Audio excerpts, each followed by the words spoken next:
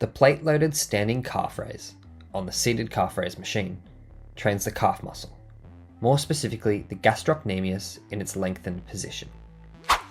To set up, lower the thigh pad all the way down. Then unrack the machine and set it down. Depending on your machine's design, if it has existing handles, you can hold onto these.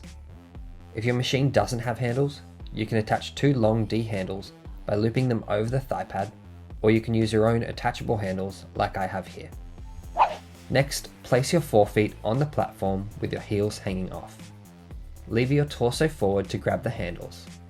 Lastly, to create a neutral and stable core, stack your ribs over your pelvis by crunching slightly, pull your shoulders down toward your hips, and squeeze your armpits to engage your lats.